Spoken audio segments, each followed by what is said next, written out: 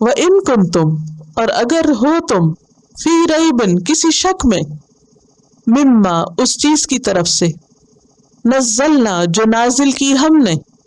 کون سی چیز نازل کی اللہ نے؟ قرآن مجید. اگر تمہیں اس بات میں کوئی شک ہے کہ یہ کتاب ہم نے اتاری ہے علی عبدنا اپنے بندے پر. اب چونکہ پیچھے عبادت کی بات ہوئی نا تو اس لیے یہاں محمد کہنے کی بجائے کیا کہا گیا؟ عبد کہا گیا. ورنہ سورت محمد میں آتا ہے وَآمَنُوا بِمَا نُزِّلَ عَلَى مُحَمَّدٍ، وہ ایمان لائے جو محمد صلی اللہ علیہ وسلم پر اتارا گیا. تو یہاں پر محمد لفظ کی بجائے کیا کہا گیا؟ عبد. کیوں کہا گیا؟ کیونکہ پچھلی آیت میں عبادت کی بات ہوئی. تو سب سے بہترین عبادت کس نے کی؟ محمد صلی اللہ علیہ وسلم نے. کیسی تھی آپ کی عبادت؟ نمازیں کیسی تھی؟ رات کا ایک بڑا حصہ نماز میں گزارتے، پاؤں سوج جاتے. آپ سے کہا گیا کہ اللہ نے آپ کے اگلے پچھلے سارے گناہ معاف کر دیے، پھر کیوں آپ اپنے آپ کو اتنا تھکاتے؟ تو آپ کا جواب کیا ہوتا؟ افلا اکون عبدا شکورا، کیا میں اللہ کا شکر گزار بندہ نہ بن جاؤں؟ اتنی نعمتیں اس نے مجھے دی ہیں، میں شکر نہ ادا کروں؟ ہماری عبادت کس لیے ہوتی؟ مزید کچھ لینے کے لیے. اور محمد صلی اللہ علیہ وسلم کی عبادت کس لیے تھی؟ شکر گزاری کے طور پر. یہی عبادت ہے. تو یہاں ان کو عبد کہا گیا ہے. اور عبادت کا وہی طریقہ پسندیدہ طریقہ ہے جو محمد صلی اللہ علیہ وسلم کا طریقہ ہے. اگر کوئی عبادت آپ کے طریقے سے ہٹی ہوئی ہے، مثلا کوئی یہ کہے کہ میں عبادت کا ایک نیا طریقہ نکالتا ہوں، تو وہ طریقہ قابل قبول نہیں. کیوں؟ کیونکہ وہ اللہ کے بتائے ہوئے طریقے کے مطابق نہیں. اللہ کا بتایا ہوا طریقہ کس کے طریقے سے ہمیں پتہ چلتا؟ محمد صلی اللہ علیہ وسلم کی. وَإِن كُنتُم فِي رَيْبٍ اور اگر ہو تم کسی شک میں مما نزلنا علی عبدنا اس کے بارے میں جو ہم نے اپنے بندے پر اتارا، یعنی قرآن مجید کہ یہ اللہ کی طرف سے نہیں آیا.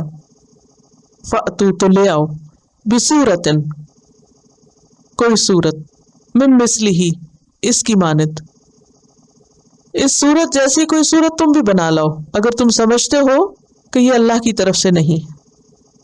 اور آپ کو معلوم ہے کہ عربوں کے پاس ایک ہی چیز تھی اور وہ تھی عربی دانی، کلام جاننا. موسیٰ علیہ السلام کے زمانے میں جادو کا بہت زور تھا. اللہ نے ان کو ایسے معجزے دیے جس سے جادو کا توڑ ہوا. عیسیٰ علیہ السلام کے زمانے میں طب کا بہت زور تھا. اللہ سبحانہ وتعالیٰ نے عیسیٰ علیہ السلام کو وہ معجزات دیے جس سے طب کا مقابلہ ہوا. محمد صلی اللہ علیہ وسلم کے زمانے میں عربوں کے پاس نہ جادو تھا نہ طب تھی. کیا تھا؟ زبان کے ماہر تھے. اللہ نے ایسا کلام اتارا کہ ان کو بے زبان کر دیا. تو اسی لیے چیلنج کیا جا رہا ہے اگر تم کہتے ہو کہ یہ کتاب اللہ نے نہیں بھیجی، محمد صلی اللہ علیہ وسلم نے خود لکھ لی ہے، تو کیا کرو؟ اس جیسی ایک صورت لے آؤ. سورۃ یونس میں آتا ہے فَأْتُوا بِسُورَةٍ مِثْلِهِ اس کی مانند ایک صورت لاؤ. سورۃ ہود میں آتا ہے فَأْتُوا بِعَشْرِ سُوَرٍ مِثْلِهِ اس جیسی 10 صورتیں لے آؤ. سورۃ بنی اسرائیل میں آتا ہے أَلَا أَن يَأْتُوا بِمِثْلِ هَذَا الْقُرْآنِ اس قرآن جیسا لے آؤ. سورۃ طور میں آتا ہے فَلْيَأْتُوا بِحَدِيثٍ مِثْلِهِ اس بات جیسی کوئی بات لے آؤ. لیکن ایسی کوئی چیز وہ نہ بنا سکے، کچھ بھی نہ لا سکے. اور لوگوں نے کوششیں بھی کی لیکن کوئی بھی قرآن جیسی چیز نہ لا سکا، کیونکہ اس کے اندر جو الفاظ کا انتخاب ہے اور جو ترتیب ہے اور جو اس کا اسٹائل ہے اور جو ترکیب ہے اور جو اس کے اندر آپس کا ربط ہے اور جو اس میں پیشن گوئیاں ہیں اور جو احکامات ہیں اور جو خوبصورتی ہے کہ پڑھ پڑھ کے انسان کا دل نہیں بھرتا، اور جو اس کے اندر ایک نغمگی ہے، یعنی جب اس کو پڑھا جاتا ہے تو دل کے تاروں کو چھیڑ دیتا ہے، سنا جائے تو بھی لطف دیتا ہے. کوئی کتاب ایک سے دوسری مرتبہ پڑھنے میں کوئی انٹرسٹ نہیں رہتا، لیکن قرآن جتنی دفعہ پڑھو کم ہے. ہر دفعہ نیا مطلب سمجھ آتا ہے، نئے نئے عقدے کھلتے، نئی نئی چیزیں سامنے آتی، اور دل ہے کہ بھرتا ہی نہیں. تو اس لیے ان کو چیلنج کیا گیا کہ تم بھی اس کتاب جیسی کوئی چیز لاؤ. وَدُعُوا شُهَدَاءَكُمْ اور بلا لو اپنے گواہوں کو، اپنے مددگاروں کو. اپنے سپورٹرز کو بھی بلا لو، خود نہیں کام کر سکتے اوروں کو بھی لے آؤ، یا یہ ہے کہ بہت سے اپنے سپورٹرز اکٹھے کر لو، حاضرین کو جمع کر لو، من دون اللہ، اللہ کے علاوہ جس جس کو چاہو اپنی مدد کے لیے بلا لو، ان کنتم صادقین، اگر تم سچے ہو، کس بات میں؟ اپنے اس دعوے میں۔ کون سا دعویٰ؟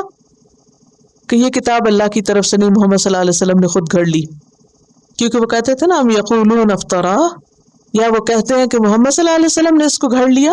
قل فأتوا بسورۃ مثلہ، اگر تم یہ سمجھتے ہو تو اس جیسی ایک سورت لے کر آؤ، ان کنتم صادقین، اگر تم سچے ہو۔